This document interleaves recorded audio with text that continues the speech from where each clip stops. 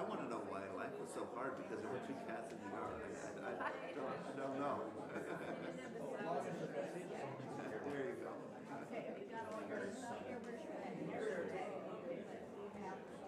It's like, just get rid of the cats. Life would be so much easier.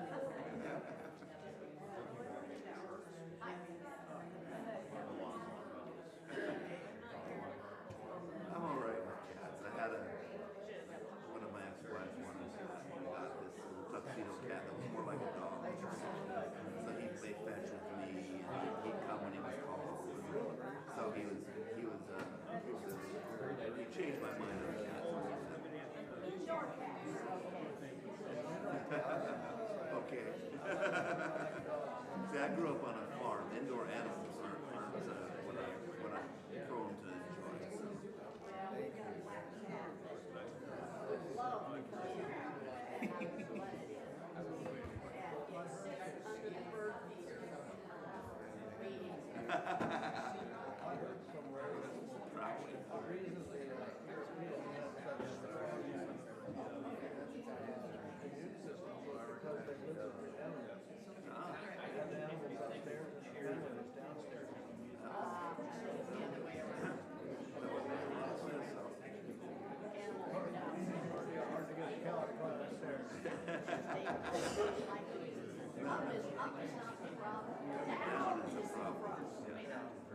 Especially when the cow gets up kind of grumpy.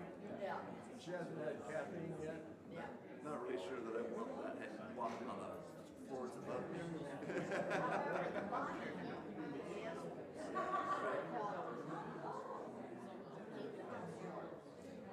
I think that's a big testimony to us not distancing ourselves from germs all the time, right?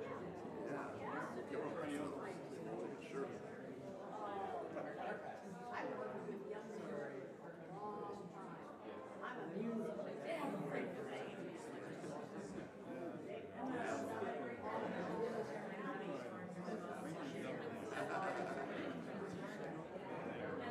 My great grandfather here, my father being very here, but I don't get out, especially Yeah, I keep on telling them what we need to do is make it so that every other chair has arms, because that way you get twice as many arms. If you put a chair without arms in the middle, it still has the arms for the chair beside it. So we could spread it all the way across another row that way.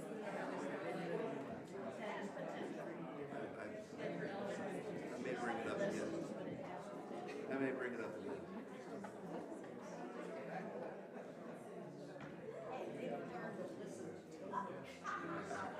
I didn't make that good grade.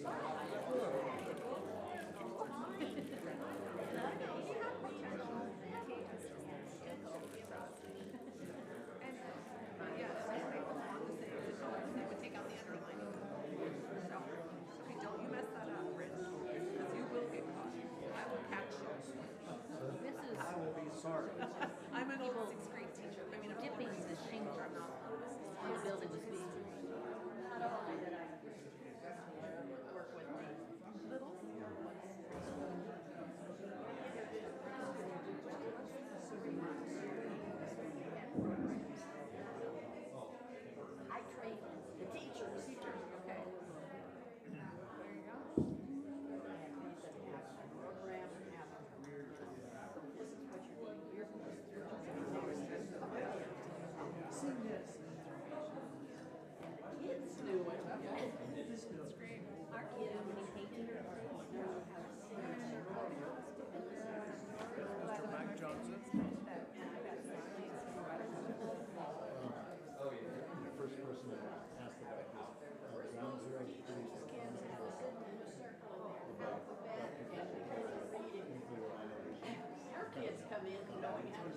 Should I get some for the book? Should I offer to take orders?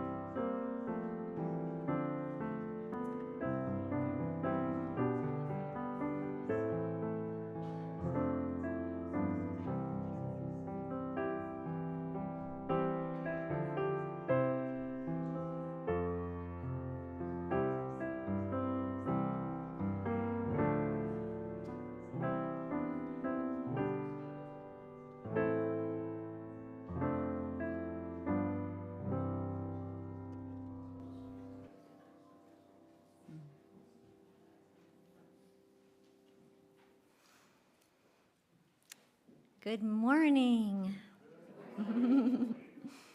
Welcome to the Kitsap Unitarian Universalist Fellowship, to those here and online.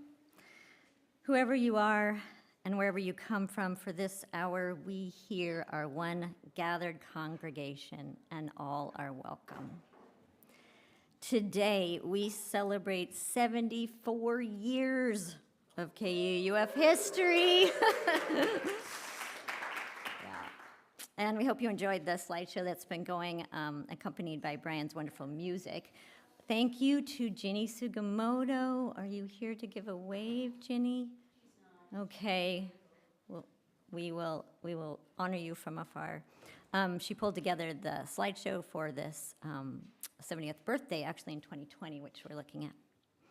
So our call to worship this morning is a song which carried us through the long COVID shutdown of 2020 to 2022.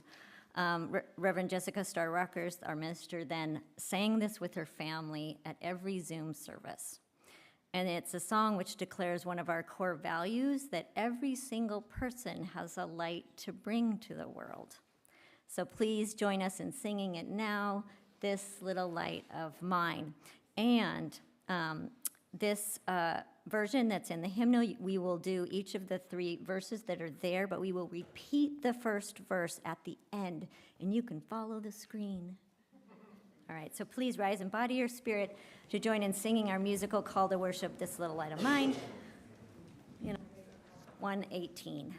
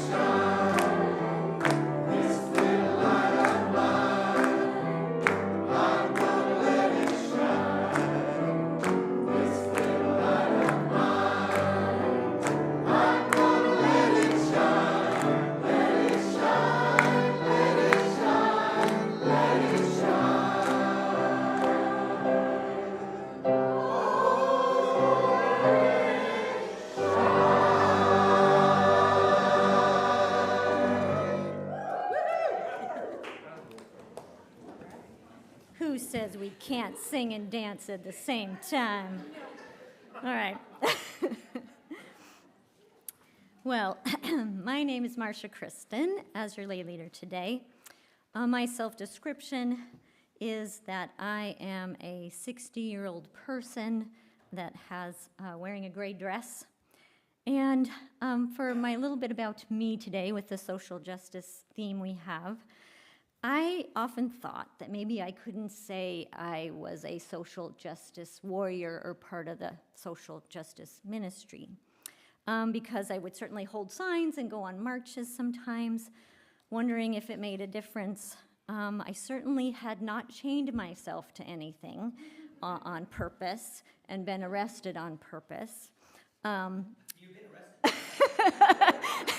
on purpose. I have been in the prison system in that I volunteered in the prison for about 10 years, which was heartbreaking in a lot of ways. But I've come to realize that we really need everything. We need us all if we're going to have systemic change. I know many of you here agree with that, and it's for you to choose what fits. I think for me, I certainly will continue to eat plant-based to reduce the reliance on animal agriculture, even if it doesn't seem like it makes a difference, because I know it does.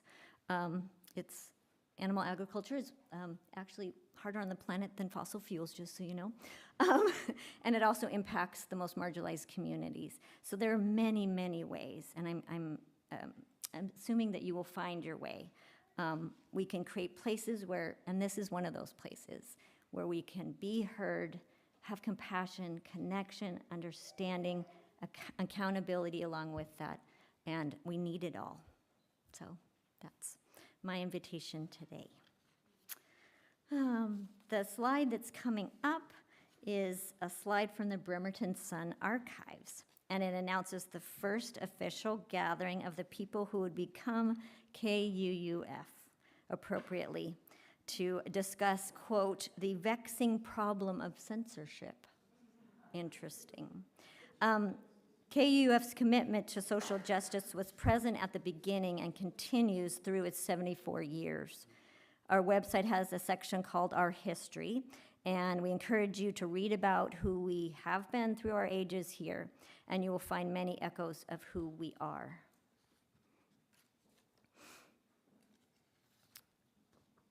And if you are visiting us this morning, we invite you to participate as you feel comfortable. If you are here in person, we look forward to welcoming you after the service during our coffee hour. And if you are attending online, please introduce yourself in the chat. For those of you here in the sanctuary, it's really important to note that we regularly have 15 to 30 people attending online. So our community is much larger than those assembled here, and it's part of our hopes and wishes to increase accessibility to a liberal religious community. Either way, in person or online, we are so glad you're here.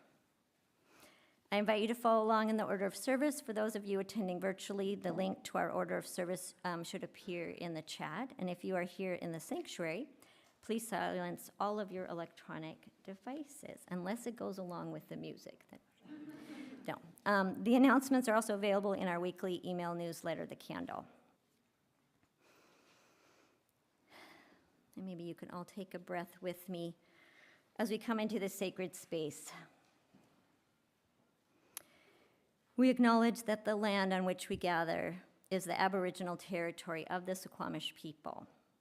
Expert fishermen, canoe builders, and basket weavers, the Suquamish live in harmony with the lands and waterways along Washington's central Salish Sea, as they have for thousands of years.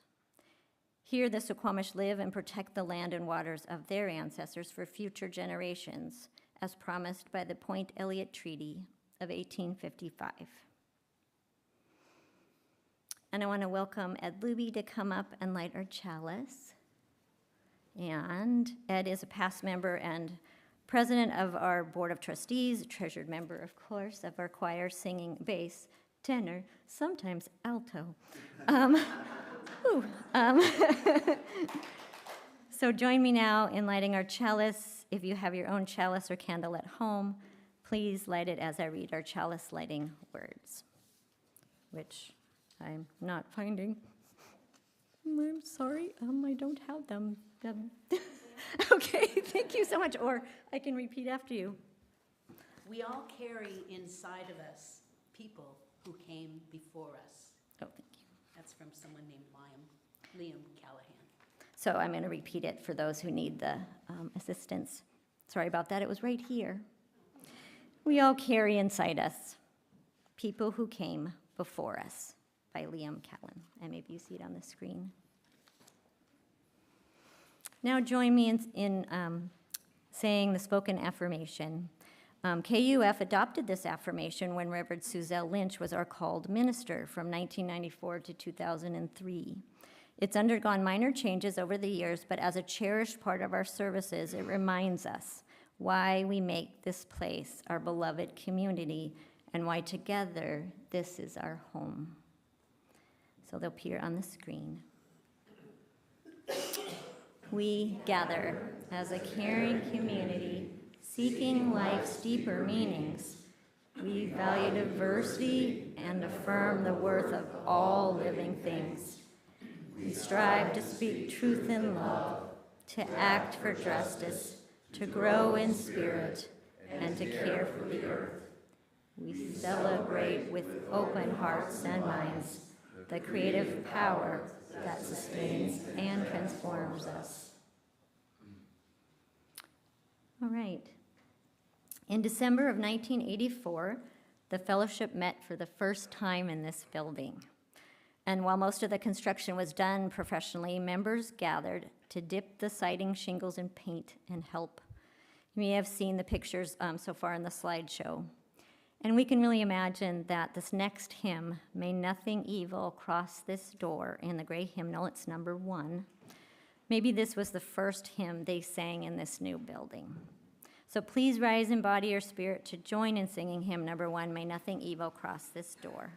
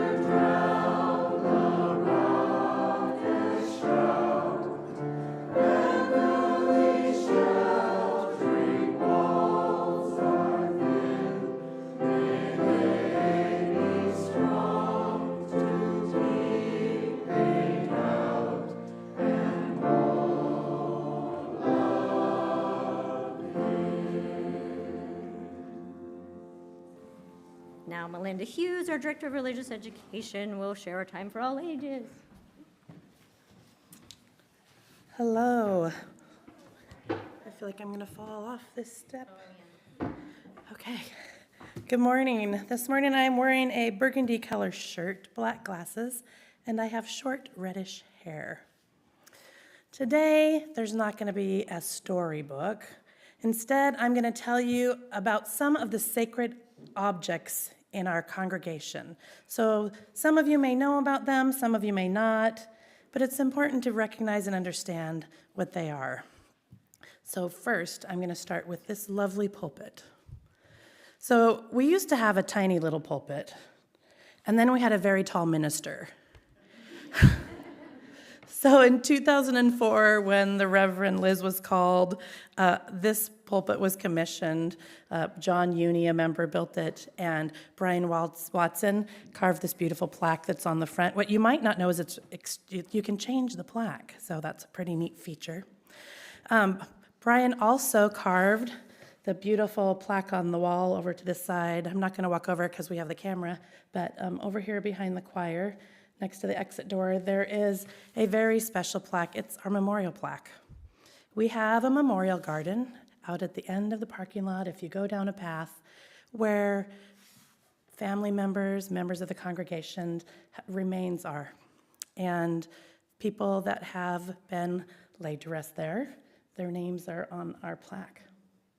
So when you have a moment to walk through the memorial garden or to take a look at the plaque, pictures this morning, their names are there on the plaque, our ancestors. And then as we continue around the congregation, on the back wall there's a big poster hanging up that says, "We're a welcoming congregation." In the 1980s, the Unitarian Universalist Association realized that they needed to do something to combat homophobia, later on transphobia, and kind of a key word for people in the queer community was welcoming. You knew if a congregation was welcoming that you were going to be safe there. So they created the Welcoming Congregation Program. It had a 10-part workshop that congregations needed to go through, and congregations actually needed to take a vote to determine if they were going to become a welcoming congregation. And this congregation did that in the 90s. The program didn't start until 1990, so I'm not sure where we fall on the list of congregations and how early we adopted that, but we have remained a welcoming congregation throughout this time, including in 2018 when we reaffirmed and revoted on, we did a little update and continued to be a welcoming congregation. Specifically, it's on the bottom of that, April 22nd, 2018. We also have, I'm going to keep going around all the way up to this lovely chalice. And that's going to be the last thing I talk about this morning, but this chalice was created by John Matten. We're not sure if we remember exactly when, but we're thinking it was the 80s or 90s when it was created. Not sure if it was in this was the first place it was, or if it was in the old fellowship, but we have it now. We've had it this whole time. I began in the 1990s, and it was here then. And something you might not know that I think is really special is that when John created it, the front is finished, and the back is unfinished. So if you touch it, the front is smooth and the back is rough where it was unfinished. And that was intentional because he said, we're all unfinished. And there's always work to do. So those are the sacred objects in our sanctuary that I wanted to tell you about this morning, so that when you're sitting here and looking around and wondering what things are and where they came from, that's where they came from. We have other things around the property. Feel free to ask about them, and hopefully you learned a little bit more about these special objects this morning. So now if you would please rise in body or spirit and join together in singing Our Children on Their Way. I'm looking to see if we have any children. We're going to sing anyway, just because it's a lovely song.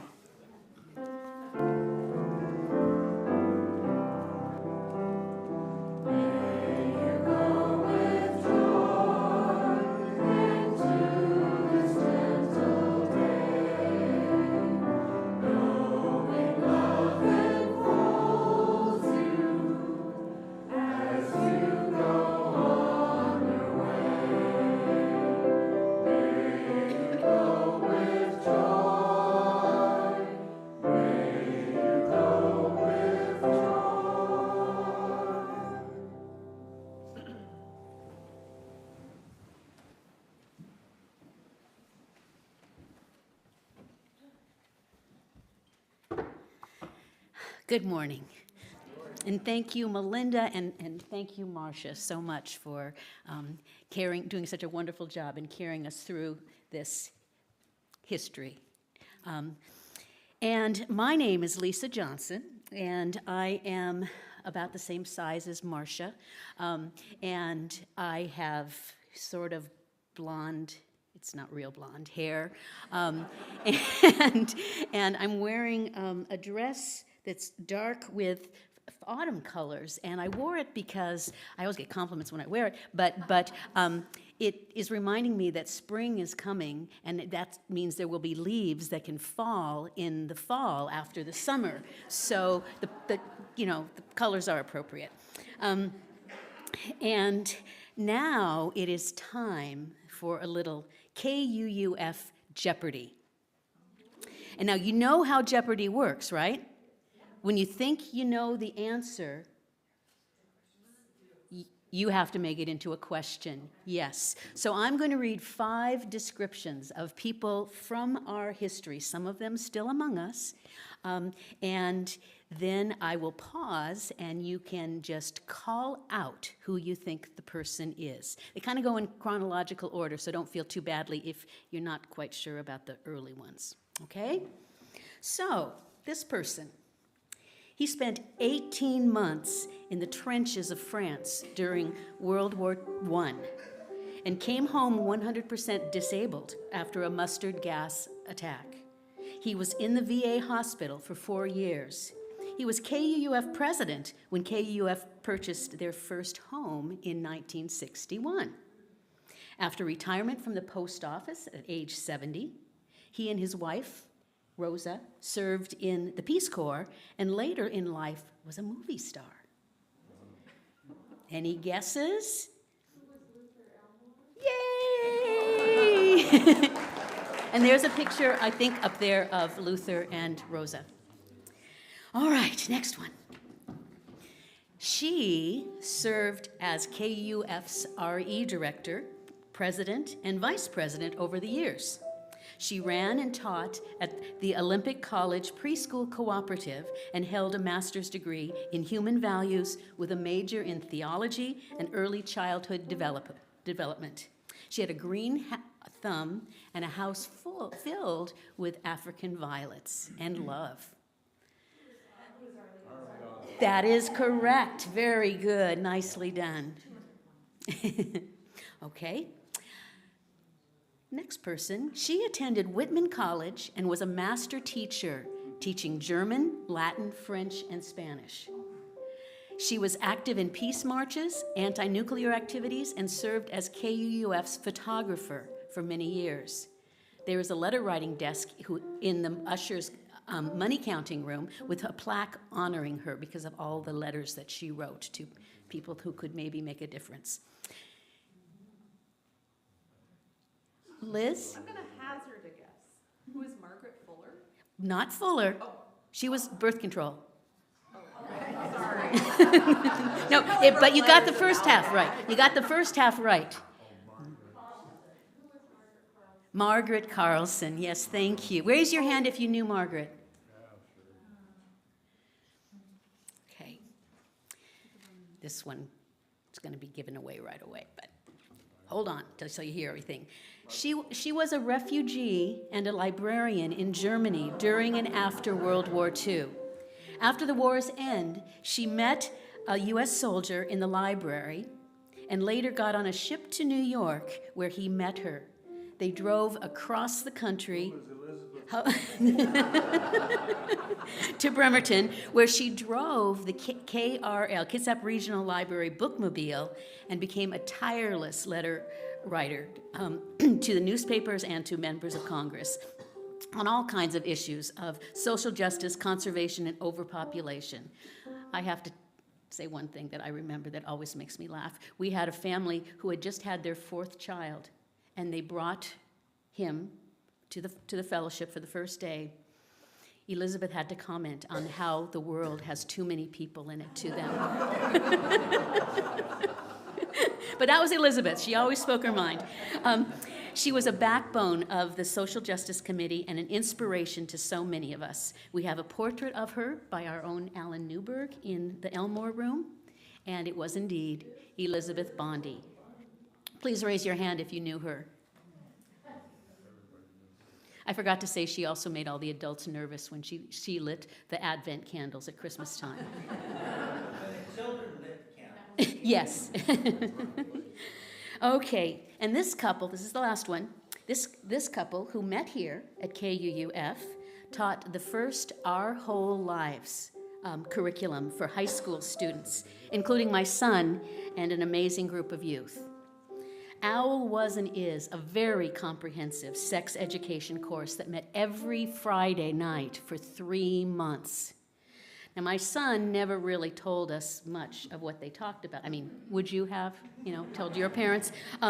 But the bond between those students and their teachers was so strong, and trust, and continues today. Frank, C.L. And Patty Hart, Frank C. Hale and Patty Hart. Raise your hand if you know them. Thank you. Oh, and now this is the last one. Oops. One of our students. No. This person, Scooby's over there, he's been very good. He recently retired from teaching, where he touched countless students' lives. With his students, he planted salmon fry in Chico Creek. He's now building an airplane in his garage. He had 2 stints directing the KUUF choir, and along with Brian Kinney, he was responsible for getting us music during our online church services. And the amount of work and time that took cannot be underestimated. What did you say, Bonner? Yes. And he now sings in the choir and sometimes plays the flugelhorn under the direction of his daughter, while also writing and arranging new music, which he shares generously with other UU congregations, as well as ours. Please raise your hand if you know him.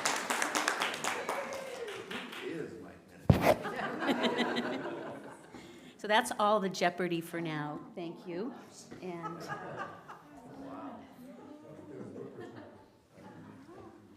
All right. Back to our regularly planned programming. Thank you for that. Now we have our offering. We gather as a religious community to give each one of us a place we can do the work of many. Together, our light is much brighter than a solitary flame.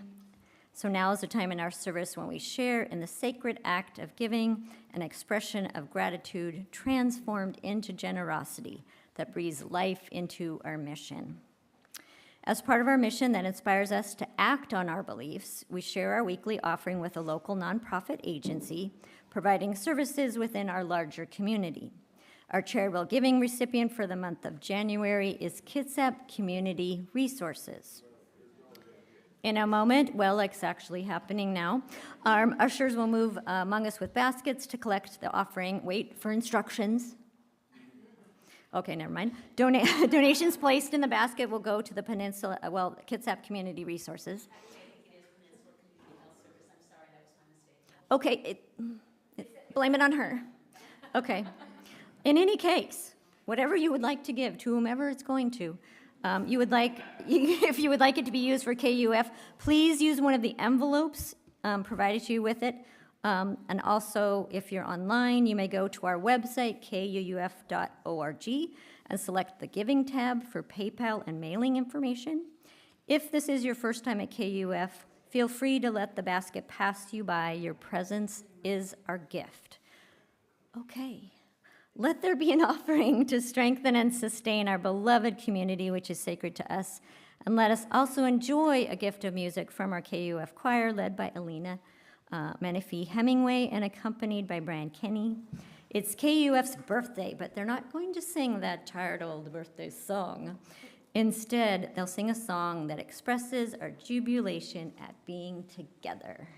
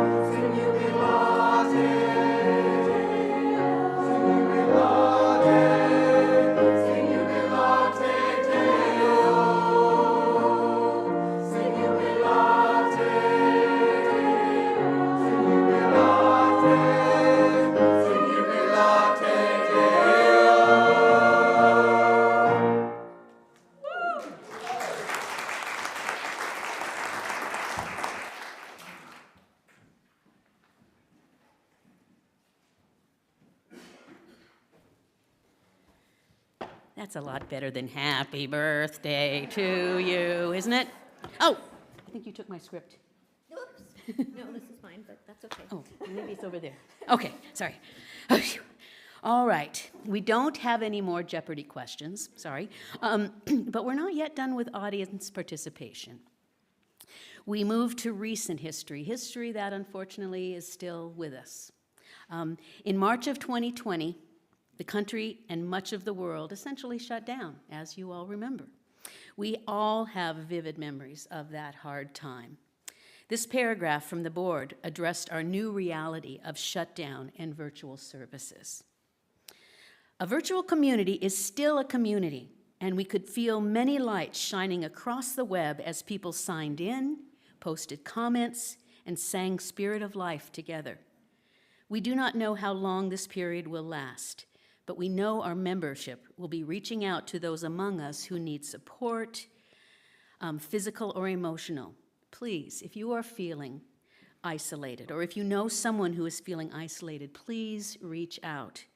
As Reverend Jessica Starr Rocker said so well during that time, the interconnected web of existence is not merely a metaphor. We hold each other together, and that is what makes us a beloved community. And that was from notes from the KUF board in March 9th, 2020. This was a difficult time, as we all remember. And it went on for months, and then a year, more. And what were the ways that we took care of each other? This is truly social justice in action.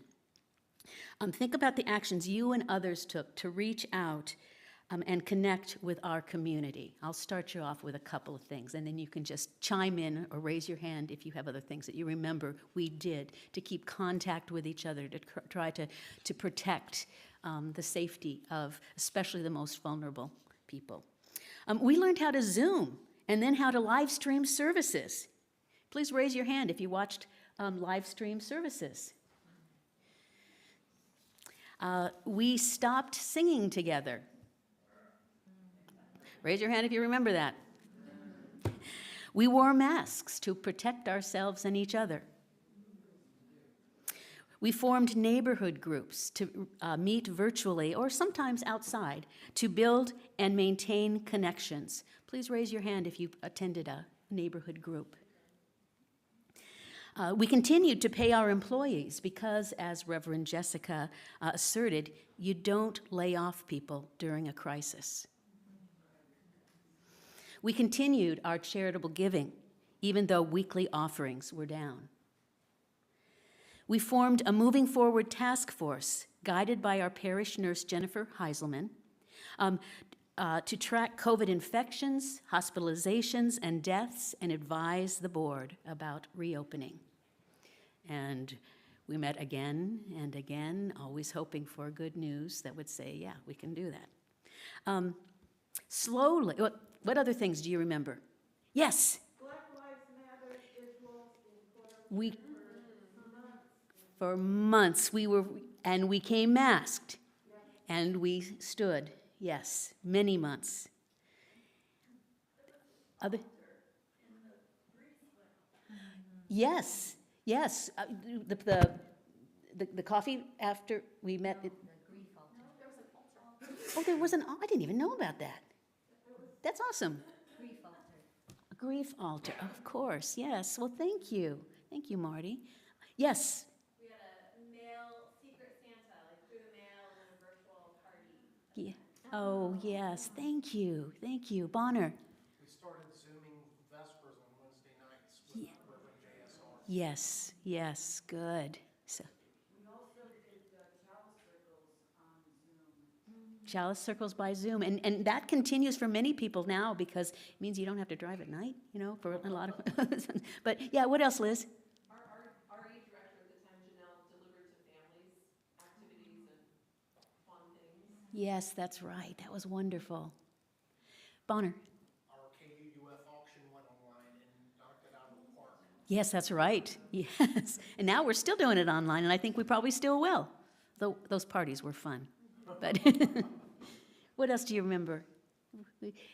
Yes, Beth? We conducted Yes, we did. Yes, those went on. Yes. Lynn? My book club met in the parking lot. We brought our own chairs.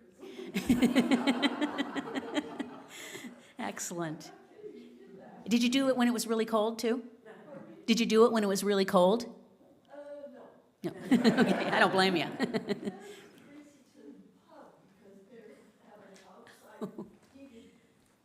Nice. Yeah. Our community held our community together, and we're so grateful for that.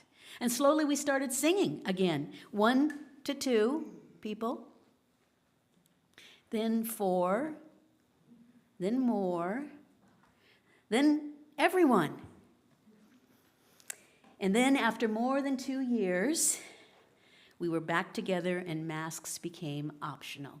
I'm glad to see that some people still feel comfortable wearing masks now because it is okay.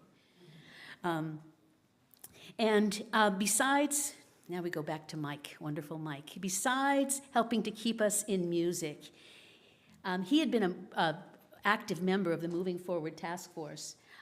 And in preparation for that first day back, for the choir to sing to us, he wrote the following song. It's called "It's Time to Come Home Now." Please listen carefully to the words and remember our joy at being together.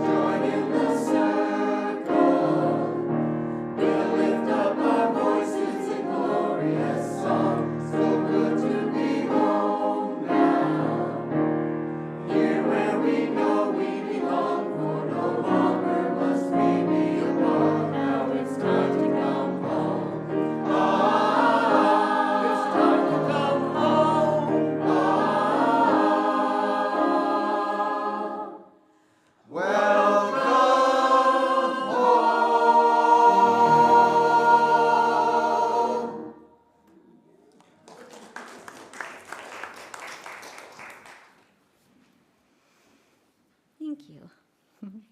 Now is the time for our joys and sorrows.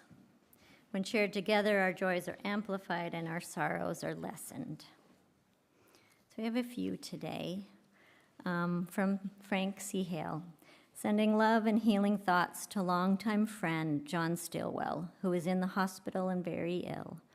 Also sending strength and encouragement to his wife, Mary. Yeah, thank you. I also have a candle of concern that I am lighting for my mom, who has now entered hospice and care, and just a huge sorrow for how our systems do not care for those with limited resources. It breaks my heart. So for that, may there be care at end of life.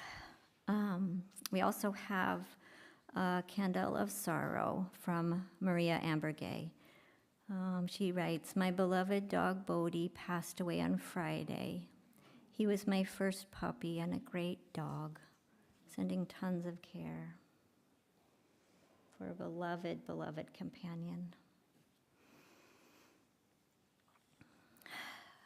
And we have a joy, 2 joys today, candles for the many, many wonderful people who helped to put this birthday celebration together. Thank you. It's from Lisa Johnson. And also a joy that we have the whole Demick family with us today. And I'll start to cry, but we missed you. Thank you. And we light one last candle for joys and sorrows that are still too tender to share. Please join me now in a moment of prayer or intention. Let us join our hearts and minds in the quiet of meditation and prayer with these words by Judith Quarles. How shall we pray? First, let us be open to the silence.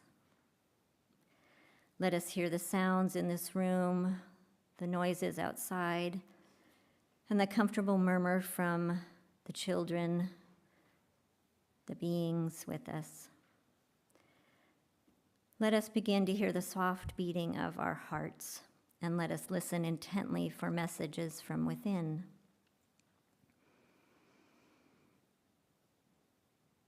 Next, let us feel gratitude for our lives and for our beautiful earth. And as hard as life gets, as sad or lonely as we sometimes feel, let us always be warmed by the gift of this life. Next, let us hold in our hearts all those known or unknown who are in need. May we find in ourselves the energy and knowledge to bring care to the world. And finally, let us be aware of the blessing that it is not ours alone to do the work of the world. Love and community work wonders that we by ourselves could never manage. In this time of silence, let us form our own prayers out of the concerns of our own hearts. Amen. Please remain seated as we sing Spirit of Life, which is hymn number 123 in our gray hymnal, and the words will also appear on the screen.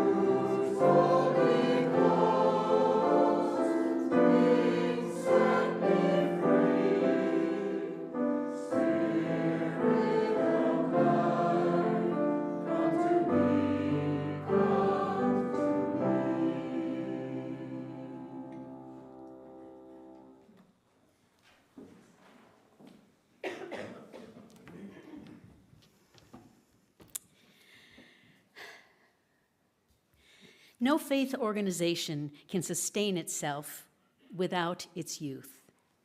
This morning we have 2 young people, one youngish, who have grown up here at KUUF. She just turned 38. The first was raised here, then went out into the world, around the world, and then came back, for which we are so grateful. The second is growing up right in front of our eyes. We're also so grateful for her. Please welcome Alina Menifee Hemingway and Maya Demick as they share with us what it means to grow up a KUUFer.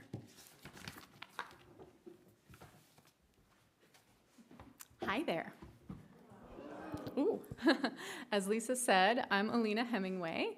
I'm a 38-year-old woman with long dark hair, and I have a really bright colored dress on today. I've heard it said that a home is a place that you can feel comfortable to grow and try new things and venture out and make mistakes, screw up, and then come back and try again. You can rest and recover and go back out into the world. And I feel like I've had an opportunity to do all of those things here since I was really small. This place has always kind of seemed like a home to me. So I started coming here with my brother Alan and my dad Mike and my stepmom Carol when I was, I don't know, probably 7 or 8. And I don't remember how long after that my dad became the choir director, but it seems like he always was. And we were always here early while they were rehearsing, and Alan and I would hang out in the kitchen and drink cocoa, or I would make floral arrangements with the flower lady. Elizabeth Bondi was the flower lady to me at that time. And she trusted me to help. She was always asking my opinion, and she said I had an eye for it. And I felt really valued. That's a fond memory for me. I also sang in the choir not too long after in the soprano section with Pam McPeak and Claire Favreau. Some of you might remember them. Pam would often ask me for help with difficult passages in the music. I'm like 9 years old, like, oh, okay, let's go through it. This is going to be great. And Claire and I remember we would sing, we would make up high harmonies to some of the hymns or the Christmas carols around the holidays, and that was so much fun, you know? I learned to sing the different parts, and I got to sing solos, and I got to do all these great things that, I mean, I was just a little kid. They let me just go for it. They let me let my little light shine, you know? And it was very different than being in school, where some of the other young people might be a little jealous when I got opportunities and they didn't. This was a safe place to grow and to try those things out, to be successful and to make mistakes. When I sang at Frank and Patty's wedding, I made a mistake at the end of this Italian song that I was singing, and I felt so bad about it. And everybody has always been so supportive and wonderful. Frank's over there going, don't worry about it, I don't remember the mistake. Woo! I almost fell, sorry. I also met my childhood best friend here, Naven Coates. She was adopted from India by her parents, Charlie and Sandy, and she had such a different perspective on life than I did, and she was a wonderful person to grow up with. She played the piano and she sang beautifully, but was very shy, and she didn't like sharing those things the way that I did. So I got to learn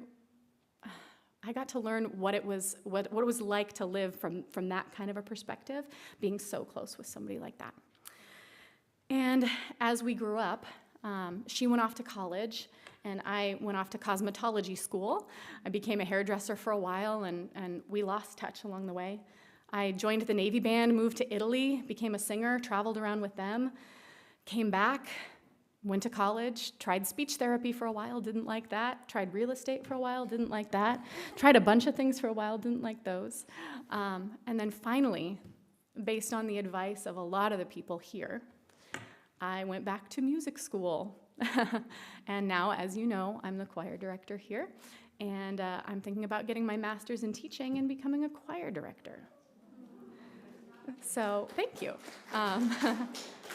So, if home is a place where you can grow and let your light shine and make mistakes and come back and learn and go out and try again, this is home. Thanks.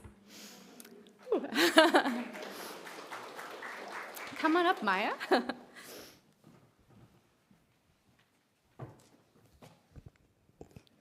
Hi, my name is Maya Demick. I'm 12 years old, and I have blonde wavy hair, and today I'm wearing an orangey red shirt that has little flowers on it. When I thought about being part of KUUF, I thought about community, much like home, and that is what I feel is most important about being a part of a congregation. One good example that I think is good of community here at KUUF is all the people that helped and continue to help my family in hard times. These people brought food to us and gave me and my sister rides, and I can picture the relieved look on my mom's face when she says that someone's bringing us food and she doesn't have to cook dinner. I'm so thankful to all of them and what they have done for us. I know, as most of you do too, that congregations and places like this, they're always changing and growing. And so I thought of one hope that I have for KUUF. Whenever I talk to someone about church or some other childhood memory they have, they almost always mention something about how some of their best memories are with their church's youth groups or their summer camps. And then I think about my experience here, and there are very few kids my age currently a part of KUUF, and I have never met any kids outside that are at UU, and I hope that there will be more teens that join KUUF so we can start a youth group. But until then, I really enjoy coming to church to see all of you guys. So I found this poem that really represented my experience at church online, and it's called Sunday Morning by Ruby Archer. How sweet to wait within a holy place, the hour of song and prayer. To yield the heart unto a spell of grace, serenely brooding there like a presence there. The hymns that live within the organ's heart flow silent over the soul. Unsounded echoes from the memory start, like mystic writing from an angel's scroll. Thank you.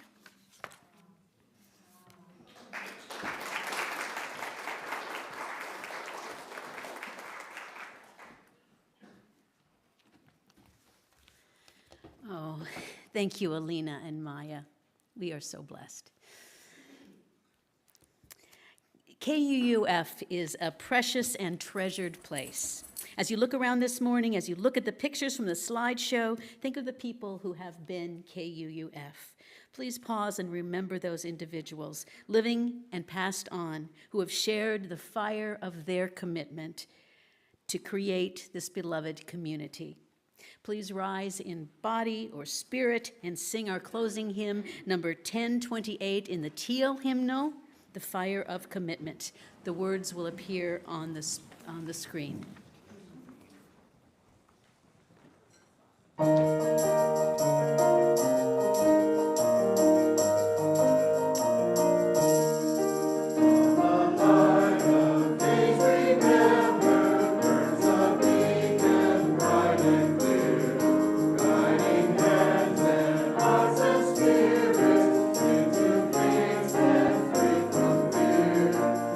the fire of commitment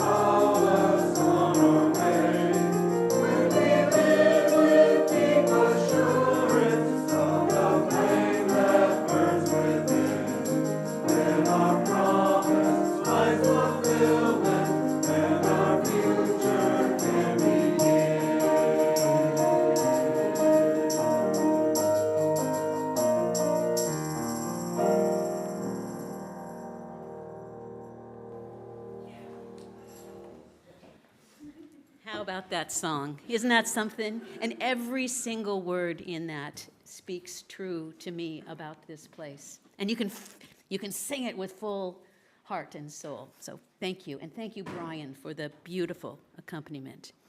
So after the service is over today, please exit to the foyer. Coffee and tea will be served, along with birthday cake in our end of the month potluck, sponsored by Chalice Circle number 1, I think. Yes. Please feel welcome to come back inside, enjoy your cake and food, other food and coffee, and watch the slideshow. Again, thanks to Ginny Sugimoto for most of that, and also some other people who shared more recent photographs of KUUF people doing the work for everyone.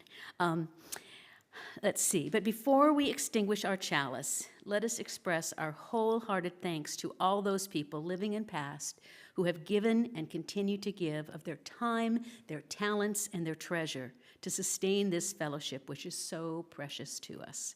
Those gifts include serving on the board and chairing committees, bringing us music, making our coffee, participating in vigils and drives to help those in needs, holding our KUUF banner at different public events, giving rides, meals, and counsel to people who need them, maintaining our building and grounds, caring for our children, and making KUUF our beloved community.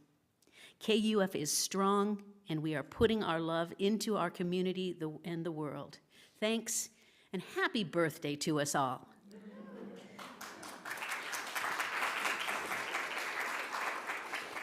And we extinguish the chalice today with the same words that we began with by Liam Callahan. We all carry within us people who came before us. Blessed be